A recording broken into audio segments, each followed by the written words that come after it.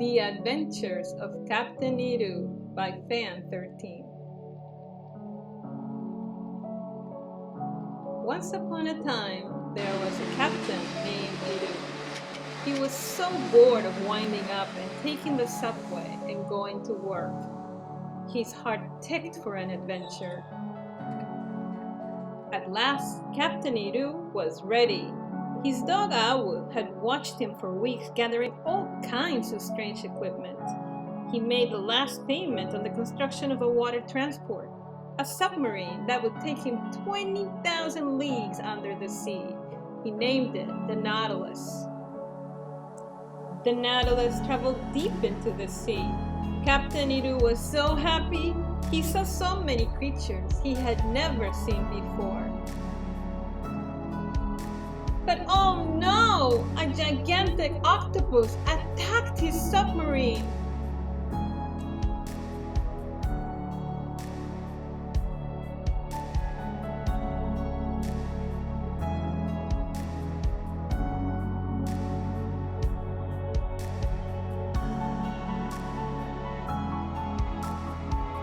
It trapped him in a cage.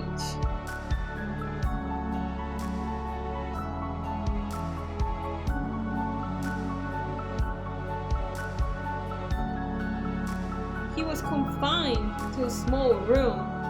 He thought it was his end. How could he escape such a place? Days passed by. One day blended into the next. Captain Ilwoo lost track of time.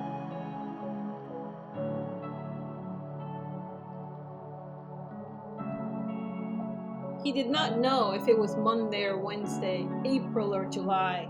The endless ticking of clocks had no meaning anymore.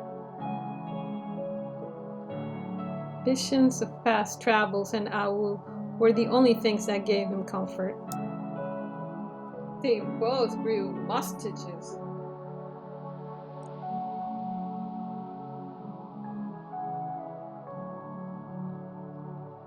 He felt himself fall deeper and deeper into the memories of his heart.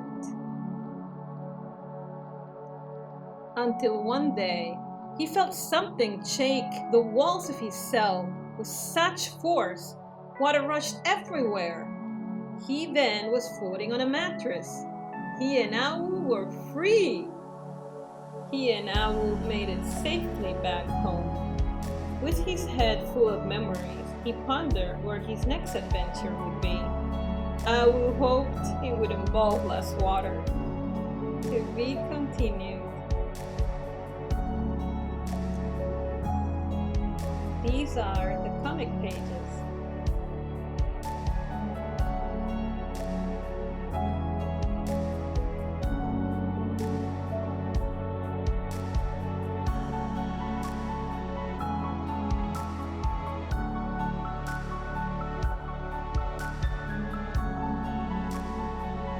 Let's take a look at behind the scenes.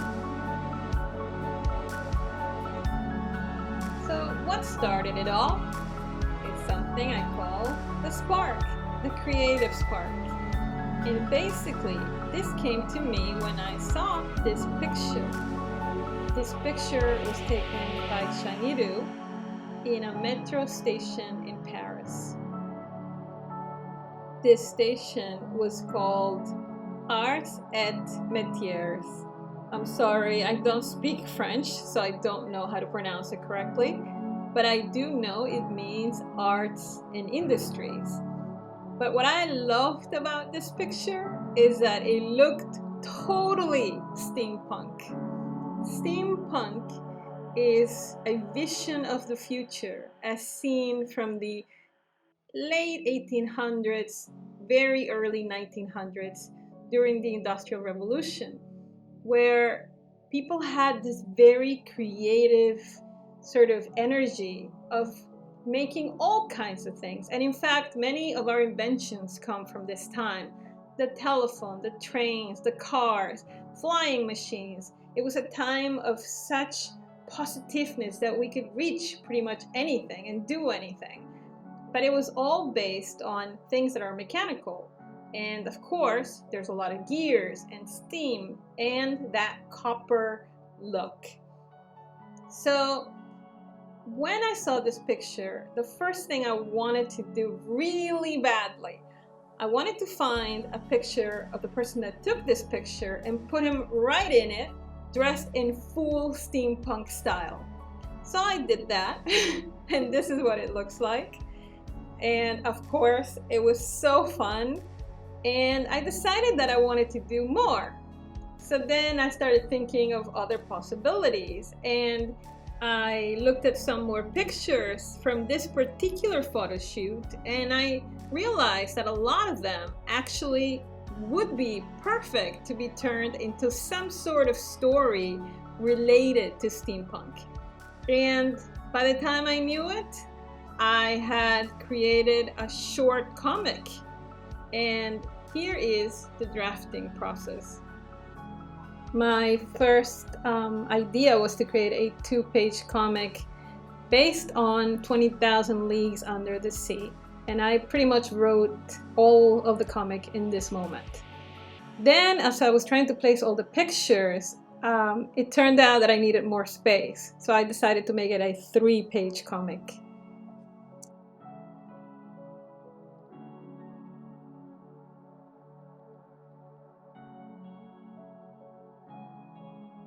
Then came probably my favorite part, especially this one.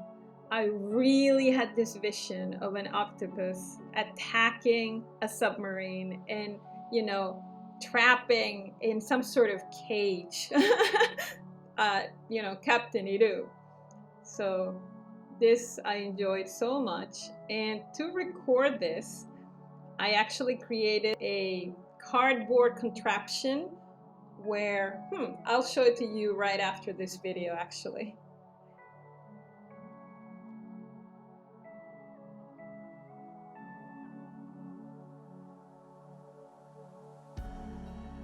So this is what I was talking about. It's basically 2 boxes and a straight strip of cardboard on the top with a hole so I could comfortably draw and record what I was drawing.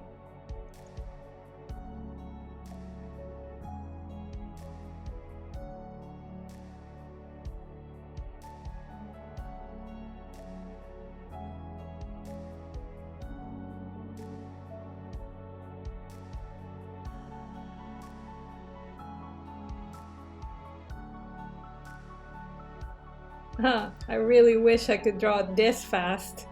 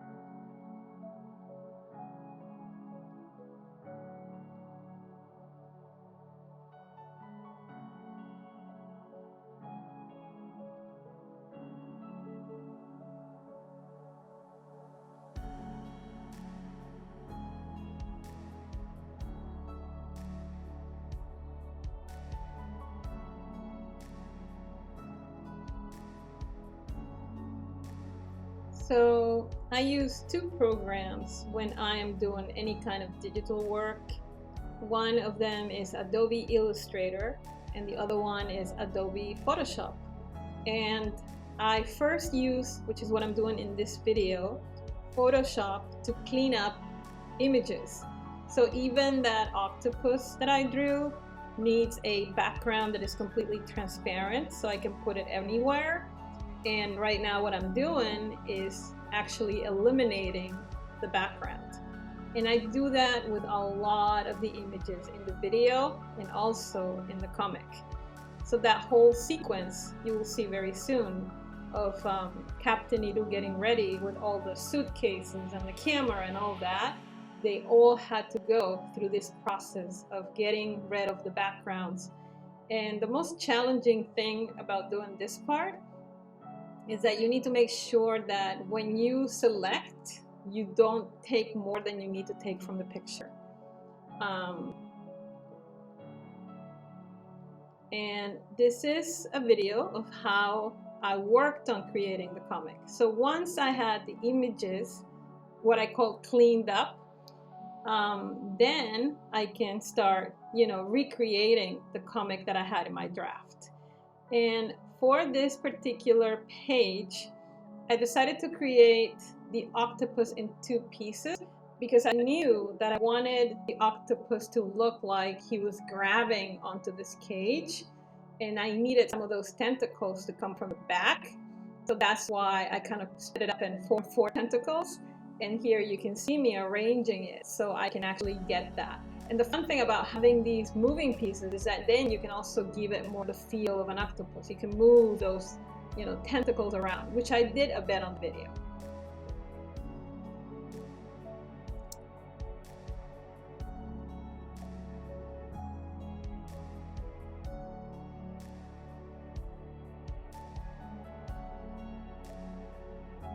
By the way, I do a lot of this building the comic and putting anything together. I always do it in Adobe Illustrator. And I think it's just because I am personally more comfortable using Adobe Illustrator than I am using Photoshop. If I was going to give you percentages of how good I think I am, I would say pretty maybe 90% good at using Adobe Illustrator. And then using Photoshop, I would say I'm probably at a 50%. Yeah, it's a very hard program and it has so many things that you can do. I don't think I've even explored everything you can do. And I recommend that to learn, you do a combination, if you're ever interested in learning these programs, of buying a book and actually going through the lessons and also taking a course with someone. It's hard sometimes to take a class, even with as few as 8 people, because I don't know about you, but I'm the kind of person that tends to fall behind. And then I'm like, oh geez, I'm so far behind, like I can't even follow that class anymore. But it's good. I mean, I think I've taken 1 class on Adobe Illustrator, 1 class on Photoshop. So in Photoshop, they definitely took me a lot longer to understand.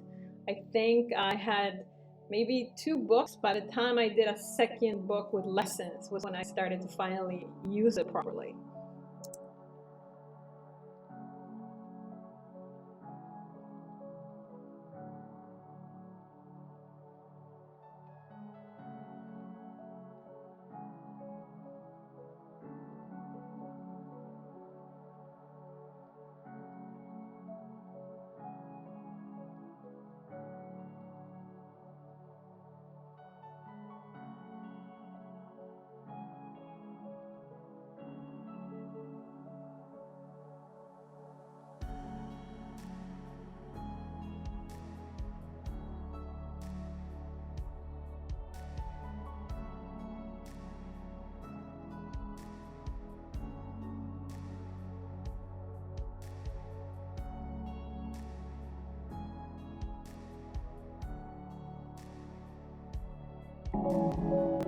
And here you can see kind of the process of putting in the text. It's actually very easy. You just select the area where you want it and you type in, and part of the fun is also finding fonts that actually give you that, in this case, steampunk look. And I found this really great one called geo-steam, which I added at the very beginning of every paragraph. It's enlarged, and even in the credits you will see me using a bigger font, and that bigger font is the one called geo-steam.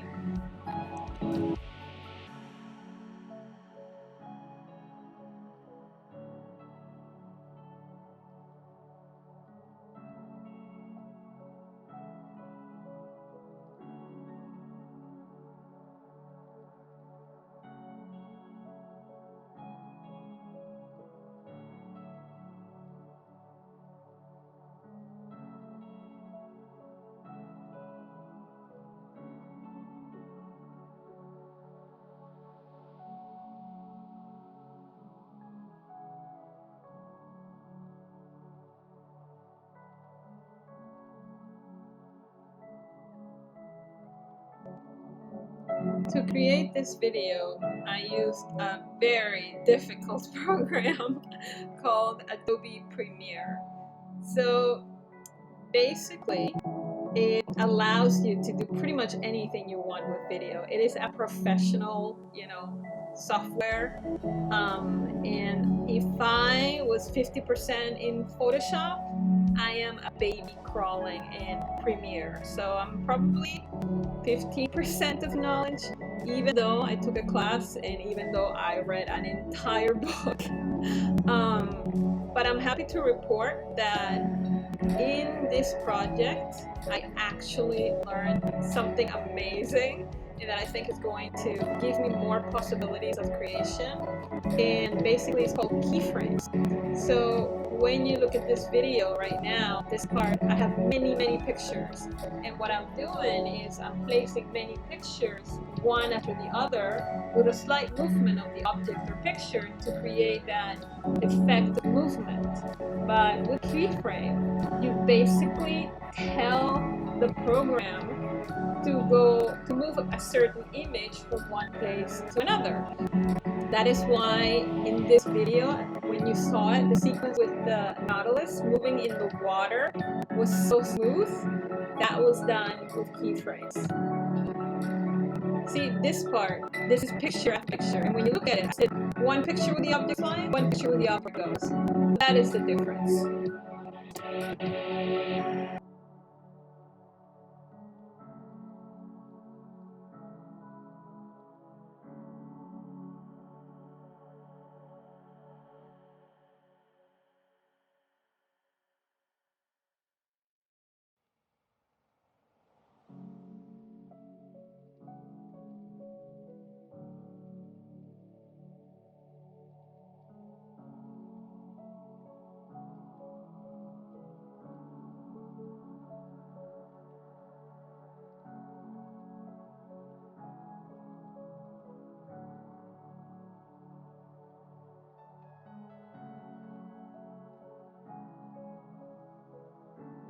If I had to choose one part that was the most challenging of this project, this would probably be it.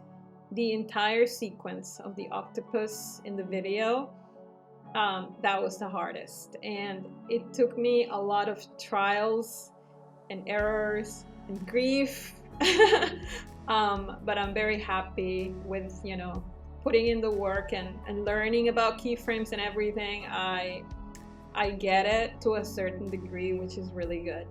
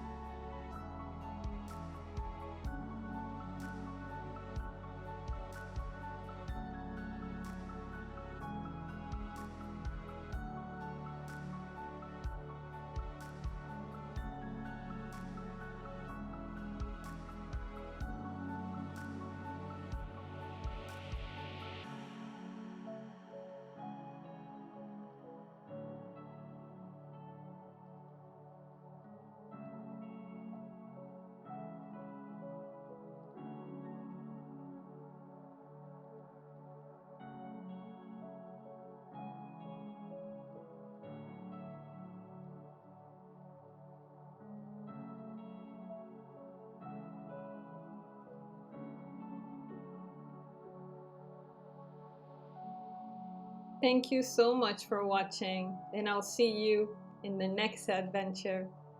Be well.